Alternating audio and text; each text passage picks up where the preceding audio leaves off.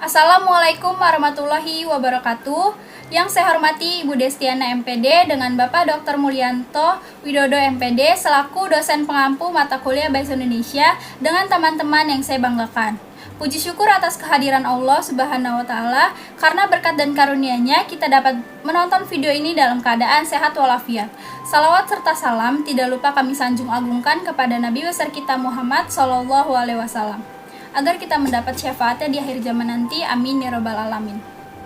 Sebelum memulai presentasi, izinkan kami memperkenalkan diri. Saya Dinda Aulia dengan NPM 21130230065 yang akan memandu jalannya presentasi dengan dua rekan saya.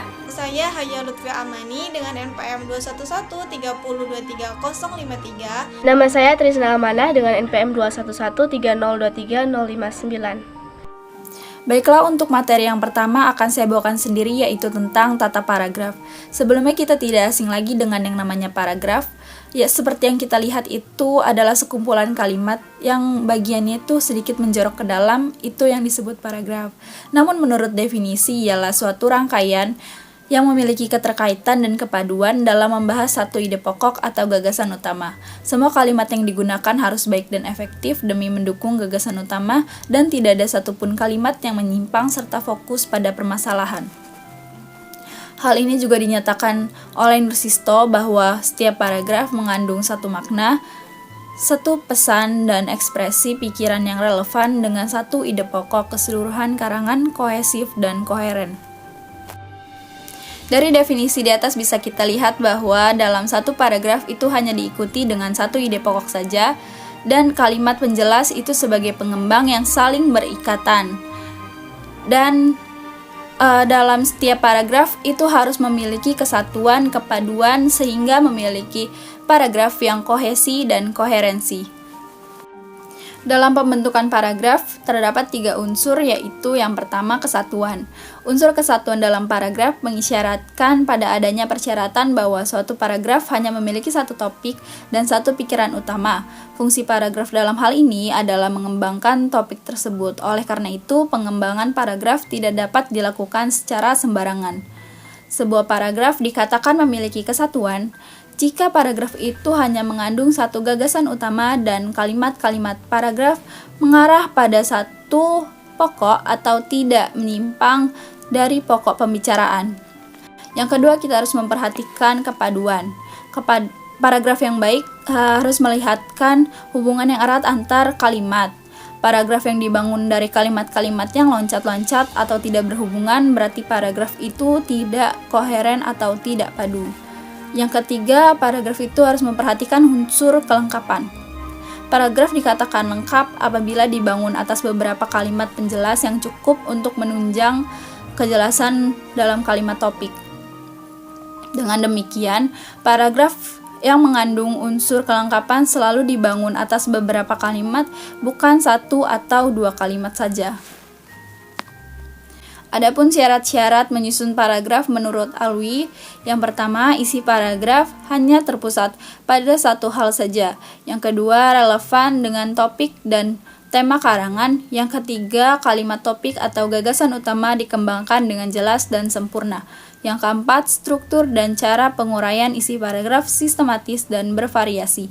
Yang kelima, penggunaan bahasa Indonesia yang baik dan benar. Selanjutnya, menurut Chair, yaitu menyatakan bahwa paragraf yang baik harus kohesif dan koheren. Ditambahkan dengan mustaqim bahwa persyaratan paragraf yang baik memiliki kohesi dan koherensi. Dari pernyataan tersebut, kohesi dan koherensi memiliki peranan penting dalam pembuatan paragraf yang baik dan efektif. Berikut ini adalah penjelasan mengenai kohesi dan koherensi. Untuk materi selanjutnya akan dibawakan oleh rekan saya Trisna Amanah. Kepada Trisna Amanah saya persilakan. Saya akan melanjutkan materi tentang kohesi. Apa sih itu kohesi dan apa sih itu kegunaan dari kohesi, fungsi dari kohesi? Jadi, kohesi adalah sebuah organisasi sintaktik dan merupakan wadah kalimat-kalimat yang disusun secara padu dan padat sehingga menghasilkan sebuah tuturan. Lalu kegunaan dari kohesi ataupun koherensi dalam sebuah teks ataupun kalimat itu adalah sebagai alat komunikasi non-lisan.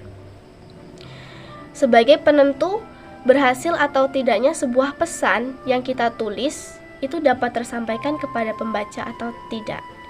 Jadi, oleh sebab itu, buku-buku teks yang ada di sekolahan itu sangatlah disarankan atau dituntut untuk memiliki tingkat keakuratan dalam penempatan kohesi atau koherensi.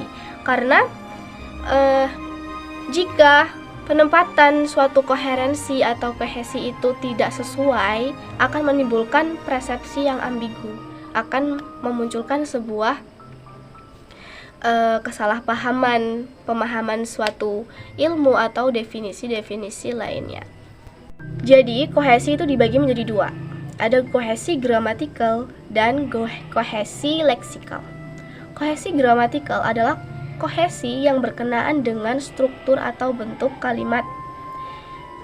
Nah, dalam kohesi gramatikal itu ada alat kohesi gramatikal, yaitu ada referensi atau pengacuan, ada elipsis, lalu ada substitusi, dan ada konjungsi. Referensi atau pengacuan adalah hubungan kata dengan kata yang diacunya, kata benda yang diacunya. Contohnya pena. Pena itu kan berhubungan dengan sesuatu yang memiliki tinta yang biasa digunakan untuk menulis. Nah, itu adalah salah satu contoh dari referensi atau pengacuan, hubungan kata dengan yang diacunya. Gitu. Lalu selanjutnya ada substitusi, penggantian. Sebagai contoh, Indah mengikuti Liga Dangdut 2022. Ia mewakili daerah Lampung. Nah, pada kalimat pertama, Indah disubstitusikan dengan kata ia pada kalimat kedua. Nah, inilah letak substitusinya, letak penggantiannya. Selanjutnya ada kohesi gramatikal elipsis atau pelesapan kata yang sebelumnya sudah disebutkan atau sudah dijelaskan. Contohnya, saya ambil percakapan antara Joni dengan Fatona. Jadi Fatona bertanya kepada Joni, jadi selama ini Debbie tidak pernah pulang? Dan Joni langsung menjawab ya. Nah, elipsis itu adalah pelesapan kata yang sebelumnya sudah diucapkan. Jadi kata yang sebelumnya sudah diucapkan pada contoh yang saya sebutkan itu adalah Debbie tidak pernah pulang selama ini, dan langsung dijawab oleh Joni ya. Yang dimaksud dengan ya itu ya Debbie tidak pernah pulang selama ini. Dan selanjutnya yaitu konjungsi adalah hubungan untuk merangkai sebuah kata.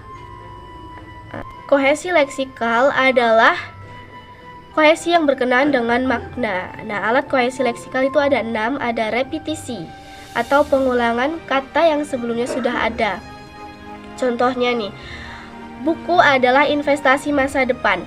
Buku adalah jendela ilmu pengetahuan yang dapat membuka cakrawala seseorang. Nah, letak repetisinya itu terletak pada kata buku diulang sebanyak 2 kali.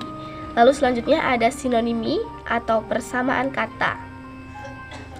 Ada sulit dengan sukar. Lalu selanjutnya ada antonimi, lawan kata yang biasa kita sebut dengan lawan kata. Contohnya putra, putri, tua, muda gitu. Lalu selanjutnya ada hiponimi, adalah ungkapan yang maknanya dianggap menjadi makna lain, atau ungkapan yang maknanya dianggap menjadi bagian dari ungkapan lain. Contohnya nih, silakan klasifikasikan harimau, sapi, kuda, cicak, kucing seperti pada contoh. Nah, letak hiponiminya itu adalah di nama-nama hewan itu. Nama-nama hewan itu bisa diklasifikasikan menjadi hewan. Harimau, sapi, kucing itu kan termasuk dari kategori hewan. Lalu yang kedua adalah korelasi atau hubungan sebab akibat. Contohnya ada buku, koran, majalah, dan media massa. Selanjutnya ada ekuivalensi. Nah, ekuivalensi adalah unsur leksikal yang maknanya itu berdekatan. Contohnya belajar, mengajar, pelajar, pengajar, dan pengajaran. Untuk materi yang terakhir yaitu koherensi yang dibawakan oleh rekan saya, Haya Lutfia. Kepada Haya Lutfia, saya persilakan. Di sini saya akan menyampaikan materi tentang koherensi. Pengertian koherensi. Koherensi adalah paragraf yang memiliki kepaduan yang baik, yakni tersusunnya uraian atau pandangan yang saling berkaitan secara logis dalam suatu paragraf.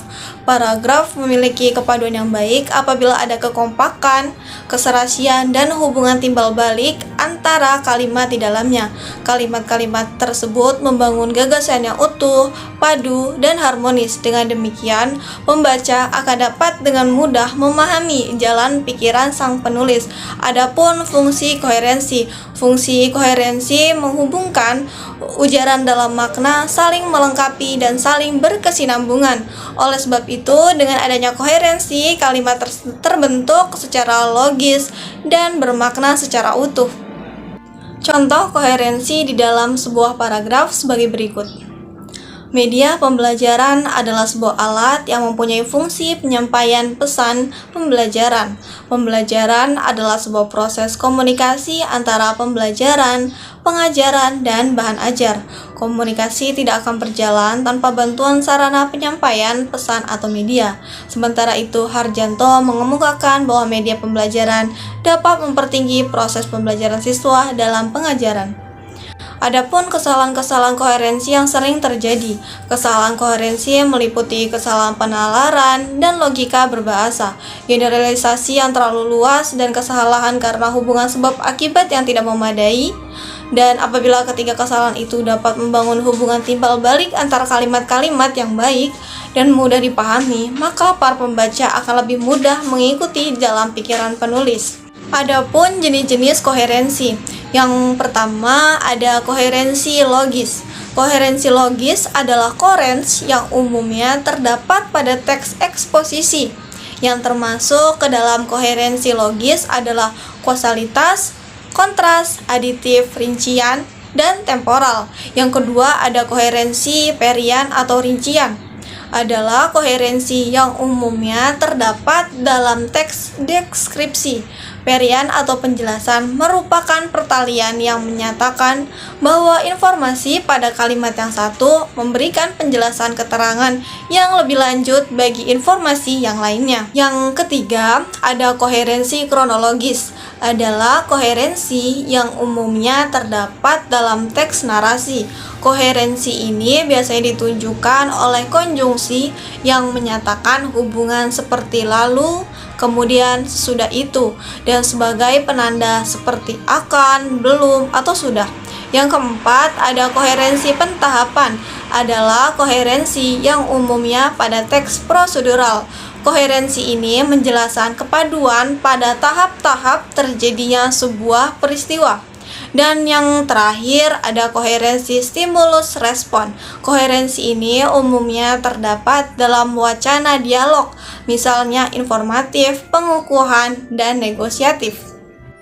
Nah, setelah melihat video penjelasan kohesi dan koherensi, sebenarnya apa sih kegunaannya dalam paragraf?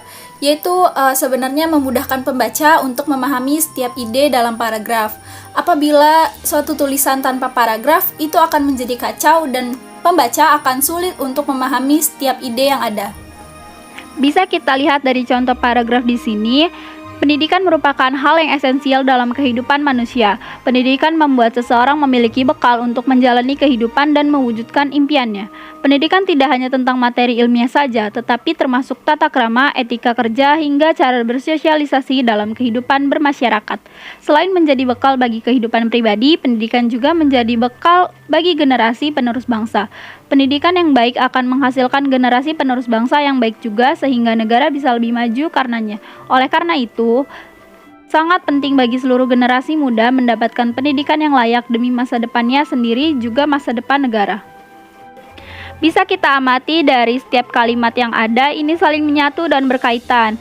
Jika diklasifikasikan, paragraf ini mengandung kohesi leksikal repetisi karena terdapat banyak pengulangan kata pendidikan di sana.